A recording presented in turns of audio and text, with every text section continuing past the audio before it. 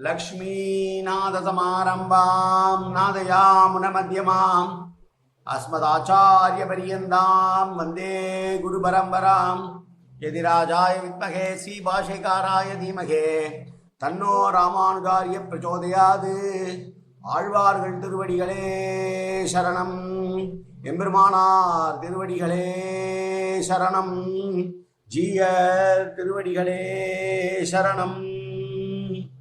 யோ நித்யமச்சுதபதாம்புஜயுக்மருக்ம व्यामोगदस्दतितरानतृणायमेने अस्मद्गुरोर् भगवतोऽस्य दयैक सिन्धो रामानुजस्य शरणं शरणं प्रपद्ये. நீரார் கடலும் நிலமும் முழுதுண்டு ஏலார் ஆலம் இழந்தலின் மேல் துயிலந்தாய் சீரார் திருவேங்கட மாமலைமேய ஆறாமுதே அடியேர் கருளாயே. எல்லாம் வல்ல ஏழுமலையான் பெருங்கருணையால் 4000 திவ்ய பிரபந்த பாசுர பதிவேற்றங்களின் வரிசையில் இன்றைக்கு நம்மாழ்வார் அருளிய திருவாசிரியம் என்கிற பாசுர பிரபந்தத்தினுடைய 7வது நாள் பாசுர பதிவேற்றம். 2476வது நாள், 2746வது நாள் பாசுர பதிவேற்றம். திருவாசிரியம் 7வது பாசுரம். முதலிலே தனியன் காசினியோர் தாம் வாழ கலியுகத்து வந்துதித்து ஆசிரிய பாவதனால் அருமறை நூல் விரித்தானை தேசிகனை பராங்குசனை திகழ்வகுளத்தாரானை மாசடையா மனத்து வைத்து மறவாமல் வாழ்த்துதுமே. யஜுர்வேத சாரம் என்று உபயவேதாந்திகளால் புகழப்படக்கூடிய 3வது பிரபந்தம் நம்மாழ்வார் அருளிய திருவாசிரிய பிரபந்தம். அது 7 பாசுரங்களை கொண்டது. அதிலே இன்றைக்கு நாம் 7வது பாசுரத்தை அனுபவிக்க இருக்கிறோம். நளிர்மதை செடையானும் சடையனும் நான்முகக் கடவுளும் தளிரொளி இமயவர் தலைவனும் முதலா யாவகை உலகமும் யாவரும் அகப்பட நில நீர் தீ கால் சுடர் இரு விசும்பும் மலர் சுடர் பிறவும் பிதிருடன் மயங்க ஒரு புரள் புறப்பாடின்றி முழுவதும் அகப்பட கறந்து ஓர் ஆளிலை சேர்ந்த எம்பெருமாயனை அல்லாது ஒருமா தெய்வம் மற்றுடையோமோ யாமே. நளிர்மதி சடையான் என்றால் குளிர்ந்த சந்திரனை சந்திரசூடனாக இருக்கக்கூடிய சிவபெருமான். நான்முக கடவுள் என்றால் பிரம்மதேவன். தளிர் ஒளி இமயவர் தலைவனும் என்றால் தளிர் ஒளி என்று சிறப்பான ஒரு சிறப்பை சொல்லுகிறார். ஒளி பொருந்திய தேவேந்திரன். அது என்ன ஒளி பொருந்திய தேவேந்திரன் என்றால் அரம்பையர்களாக இருக்கக்கூடிய ரம்பை ஊர்வசி போன்றவர்கள் எல்லாம் மகிழ வேண்டும் என்பதற்காக மிகப்பெரிய அலங்காரத்தை தனியொருவனாக செய்து கொண்டு தனித்து விளங்கக்கூடிய அழகு படைத்த இந்திரன் என்று சொல்கிறார்.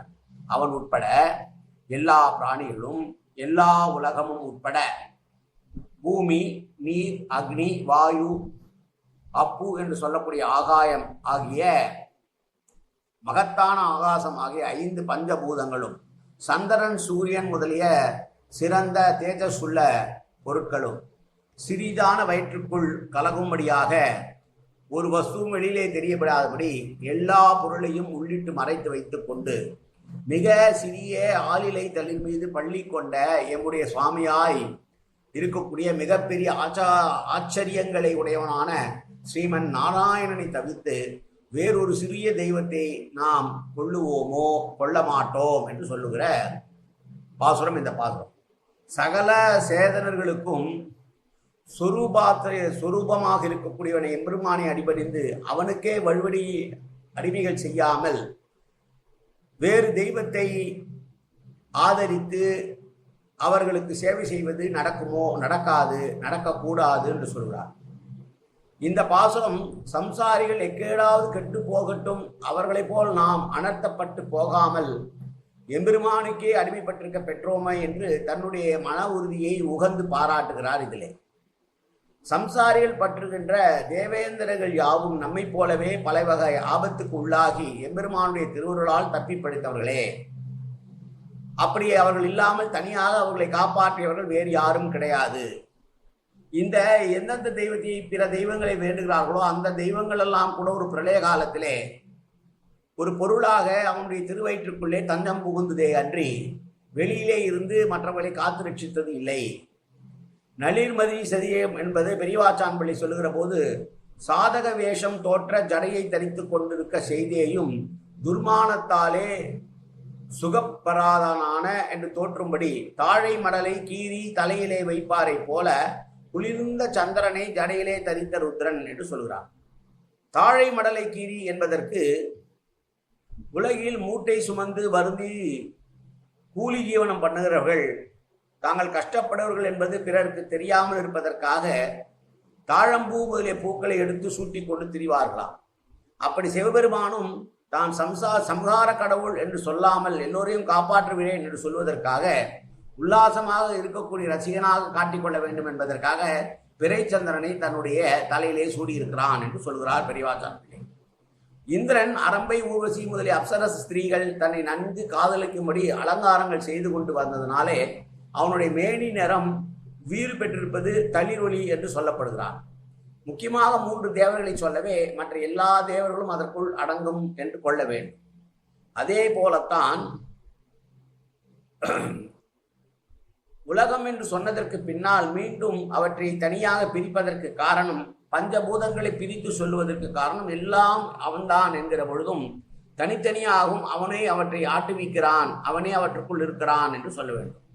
நெற்றி மேற்கண்ணானும் நிறைமொழிலாய் நான்முகனும் நீண்ட நாள்வாய் ஒற்றிருக்கை வெண்பகற்றில் ஒருவனையும் உள்ளிட்டவரோடு வெற்றி போர்க்கடல் அறையன் விழுங்காமல் தான் விழுங்கி உய்யக்கொண்ட கொற்ற பேராழியான் குணம் பரவா சிறுதீதி அண்டர் கொடியவாறே என்றும் அன்றென்று இல்லாமல் அறியாரோ எம்பெருமான் உண்டு மிழ்ந்த எச்சில் தேவர் அல்லாதார் தாமுலரே என்றும் பெரிய திருமொழியிலே திருமங்கை ஆழ்வார் பேசியுள்ள பாசுரங்கள். மங்கை பாகன் சடையில் வைத்த கங்கை யார் பதத்து நீர் அங்கன் நாளமுண்ட போது வெள்ளி வெற்பு அகன்றதோ ஆதலால் அரங்கனன்றி வேறு தெய்வமில்லையே என்று பிள்ளை பெருமாளையங்காருடைய விடுதி பாசனமும் குறிக்க வேண்டும். கங்கை என்பது என்ன? பிரம்மா திருவிக்கிரம அவதாரத்திலே பெருமாளுடைய பாதம் தன்னுடைய இருக்கையை நோக்கி வருகிற பொழுது இடது கால் பெருவிரலிலே வார்த்த ஜீர்தான் கங்கை என பிரயோகித்து பின்னர் அதனுடைய வேகத்தை அடக்குவதற்காக பிரம்மா சிவன் தன்னுடைய சடையிலே தாங்கிக் கொண்டான். இப்படி எல்லா தெய்வங்களுக்கும் அந்தமும் ஆதியுமாய் இருக்கக்கூடிய தெய்வனையே நான் தலைவனாக ஏற்றுக்கொண்ட பின்னால் பிற தெய்வங்களை எடுத்துக்கொள்ள வேண்டிய அவசியம் ஏதும் இல்லை என்று சொல்லி திருவாசிரியத்தை முடிக்கிறார் நம்மாழ்வார் 7 பாசனங்களோடு. நாமும் நாளை முதல் பெரிய திருவந்தாதியை 87 நாட்களுக்கு அனுபவிக்க இருக்கிறோம். மீண்டும் ஒரு முறை பாசுரத்தை சேவிப்போம்.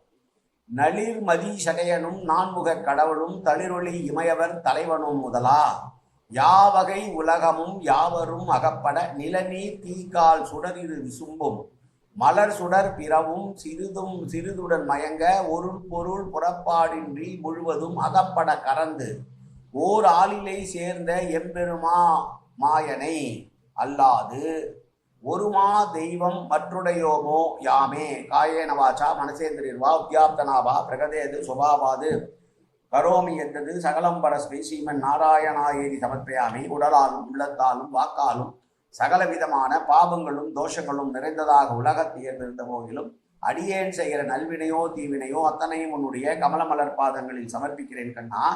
காத்தருள்வாய் கண்ணா, ஏற்றுக்கொள்வாய் கண்ணா, எப்போதும் உன் திருநாமம் கண்ணா கண்ணா கண்ணா என்று என் நாவில் வருவதற்கு அருள் புரிவாய் கண்ணா.